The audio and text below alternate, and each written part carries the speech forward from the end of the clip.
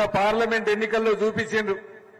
ఏ మూల పోయినా ఏ ఊరుకు పోయినా నీకు భారతీయ జనతా పార్టీ అభ్యర్థి లేకపోయినా ఓట్లు ఎవరికి పడ్డాయంటే బీజేపీకే అన్నారు. ఎందుకేసారంటే ఎవరి పేరు చెప్పారు? ఏమన్నారు? మోడీ అంటేనే నరాలు నిక్కపొడుచుకుంటా ఉన్నాయి. కొంతమంది కాంగ్రెస్ వాళ్ళు అన్నారు నాతోటి లీడర్లు, మేమేమో బయట కాంగ్రెస్ కోట ఏమన్నాం, లోపలికి పోయేసరికి మా చెయ్యం పువ్వు గుర్తు మీదకి పోయిందని. అంటే వాళ్ళందరికీ బయట ఎట్టున్నా లోపల మోడీ అయితేనే మంచోడు అనేది ఉంది. బయటకేమో మళ్ళా బయటికి చెప్పకపోతే ఈ కాంగ్రెస్ వాడు మళ్ళీ ఏం పైరవి చేస్తాడో, మళ్ళా మన మీద ఏం కేసులు పెడతాడో అని దా ఉద్దేశంతో నాకు కోదాళ్ళు ఒకళ్ళు చెప్పిండ్రు, అన్నా మేము 52 మంది ఉన్నాం, లోపలికి పోయాం 4వ నెంబర్కి వేసినాం, బయటకు వచ్చాం 3వ నెంబర్ అని చెప్పినాం అన్నారు. అంటే ఇప్పుడు వచ్చిన గ్రాడ్యుయేట్లు కూడా అందరు గ్రాడ్యుయేట్లు మొన్న దాదాపు 100కి 100% ఏ గుర్తుకేసిరు? పువ్వు గుర్తుకేసిరు. కానీ ఈసారి ఏంటంటే పువ్వు గుర్తులు ఉండవాడ. మన అభ్యర్థి ప్రేమేందర్ రెడ్డి గారి పేరుంటది, 1వ నెంబర్ బ్యాలెట్, 1వ నెంబర్ మీద ఒక నెంబర్ గీయడమే, నెంబర్లు రాయటం గాని టిక్కులు పెట్టడం గాని చేయొద్దు. ఎందుకంటే పోయినసారే 20,000 ఓట్లు చెల్లని ఓట్లే అయిపోయినాయి. కానీ గ్రాడ్యుయేట్ ఓట్లే చెల్లని ఓట్లే సిగ్గుసేట్ అయితే కదా. అందుకని దయచేసి మీరు వాళ్ళు ఇచ్చిన పెన్నుతోటి 1వ నెంబర్ గుర్తేయాలి. ఇంకొకటి, ఇప్పుడు అభ్యర్థుల గురించి మీకు తెలుసు, అన్న ప్రేమేందర్ రెడ్డి గారు సీనియర్ నాయకులు, 40 సంవత్సరాల నుంచి తను లాయర్ అయినా గాని పార్టీ కోసం ప్రాణాలు ఇచ్చేటట్టు కష్టపడ్డ నాయకుడు, సిద్ధాంతం పరంగా ఉన్న నాయకుడు. ఇకపోతే కాంగ్రెస్ గురించేమో ఇప్పుడు చెప్పుకునే అవసరం లేదు, ఎందుకంటే ఎవ్వరు కూడా ఆయనకు ఓటేసే పరిస్థితులు లేరు. ఇప్పుడు అంటున్నారు ఆయన ప్లేస్ 4వ ప్లేస్ అని. అందుకని ఎవ్వరు ఇచ్చిన ఎక్స్పీరియన్స్ ఉన్న నాయకుడు ప్రేమేందర్ రెడ్డి గారే. ఇకపోతే మిగతా బీఆర్ఎస్ పార్టీ, నేను దాంట్లో నుంచే వచ్చిన, ఇప్పుడే అన్నంటా ఉండే ఇలా బీఆర్ఎస్ లో పనిచేస్తేనేమో కుటుంబానికి ఒక సేవకుడు చేసినట్టుంటది, దీనికి వస్తేనేమో దేశం కోసం చేసినట్టుంటది. అవునా కదా?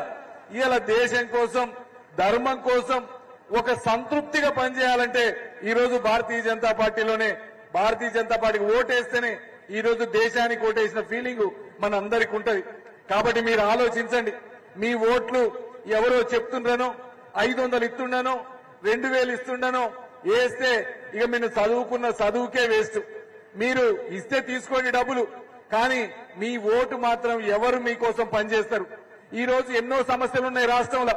అంతకు ముందు 10 సంవత్సరాల బీఆర్ఎస్ వదిలిన సమస్యలు చాలా ఉంటే ఇప్పుడు వీళ్ళు వచ్చిన 6 నెలలనే 1000 కోట్లు సంపాదిస్తా ఉన్నారు. వాళ్ళ సంపాదనని ఈ రోజు బీఆర్ఎస్ బయట పెట్టట్లే. 8 మంది ఎమ్మెల్యేలున్నా మన ఎమ్మెల్యేలు రోజుకోటి చెప్తా ఉన్నారు. సంజయ్ అన్న లాంటి వాళ్ళు రోజుకు 10 స్కాములు బయట పెడతా ఉన్నారు. మిగతా వాళ్ళు ఎవరు ఎత్తారు. మనకి ఎమ్మెల్సీలో కూడా ఒక్క ఏవిఎన్ రెడ్డి గారు ఉన్నారు. ఇప్పుడు మన ప్రేమేంద్రాన్ని కూడా పంపిస్తే ఆ ఎమ్మెల్సీలో కూడా మాట్లాడటానికి మనకు అభ్యర్థులు ఉంటారు. కాబట్టి దయచేసి ప్రశ్నించే గొంతుకలన్నీ ఇంతకు ముందు బ్లాక్ మెయిల్ గొంతుకలు అయిపోయినాయి. ఇప్పుడు ప్రశ్నించే గొంతులంటే సిద్ధాంతాన్ని ఉన్నోళ్ళే గొంతుకలు కావాలి. కాబట్టి మీరు దయచేసి ఎవరో ఈ రోజు మంత్రులు కూడా మీరు చూసే ఉంటారు, కోమటిరెడ్డి గారు అమెరికా పోయిందంట, ఎందుకంటే చెప్తే మల్లాడేస్తారో వీడికని. వాళ్ళకే నమ్మకం లేదు వాళ్ళ అభ్యర్థుల మీద. ఎక్కడ కూడా ఓటేమని అడగడానికి సిగ్గైతుంది వాళ్ళకే. ఎందుకంటే మీ ఓటేమని అడిగితే మమ్మల్ని తిట్టుకుంటారు అని కాంగ్రెస్ వాళ్ళు ఓటు అడిగే పరిస్థితులు లేరు.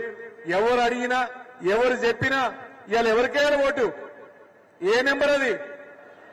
1వ నెంబర్ గుర్తుంది కదా. మనం పెన్ను తీసుకపోవద్దు దయచేసి. వాళ్ళు ఇచ్చే పెన్నుతోటి 1 నెంబర్ గీత గీయడమే, అటు ఇటు ఆట్లు కూడా వేయబాకండి. ఒట్టికి ఒక చిన్న గీత గీస్తే చాలు. 1వ నెంబర్ కి 1వ గుర్తు వేసి గెలిపియాలని మీ అందరినీ కూడా పేరు పేరున ప్రార్థిస్తా ఉన్నా. భారత్ మాతాకి, భారత్ మాతాకి జై శ్రీరామ్, జై శ్రీరామ్. మీరందరూ నాతో పాటు ఒక నినాదం చెప్పాలి. శివాజీ చేతుల కత్తిని చూడు, సంజయ్ అన్న మాటను చూడు. శివాజీ చేతుల కత్తిని చూడు, శివాజీ చేతుల కత్తిని చూడు. మరి